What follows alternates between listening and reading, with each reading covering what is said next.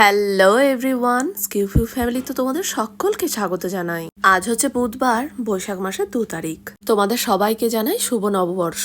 ভগবানের কাছে প্রার্থনা করি এই নতুন বছরটা আমাদের সাথে সাথে সকলের যেন খুব ভালোভাবে কাটুক।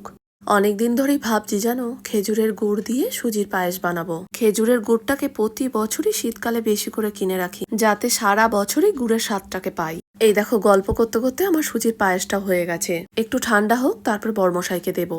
চলো ততক্ষণ একটু বারান্দায় যাই, তোমাদের একটা জিনিস দেখাই। এই যে এই গোলাপগুলো দেখছো, এইগুলো আমি বাজার থেকে কিনে নিয়ে এসেছি। বারান্দায় তো খুব রোদ আসে, সেজন্য বারান্দায় দিয়েছি শুকানোর জন্য।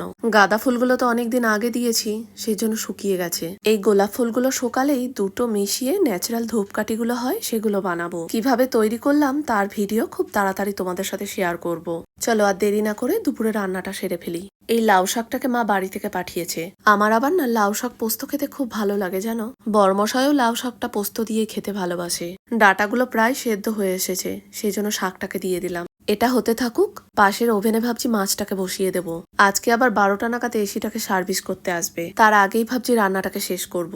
সবে তো গরমটা পড়েছে, এখনো সেইভাবে এসিটাকে চালানো শুরু হয়নি। তাই ঠিক করেছি জানো, এসিটাকে চালানোর আগে একটু পাম্প ক্লিন করাবো। এসি সার্ভিসটা আগেও করিয়েছি, কিন্তু এই পাম্প ক্লিনটাই প্রথমবার করাচ্ছি। আগে তো এই ব্যাপারটা জানতাম না। এই দাদার মুখে শুনলাম বছরে নাকি একটা করে করানো দরকার, তাতে নাকি এসিটা ভালো থাকে।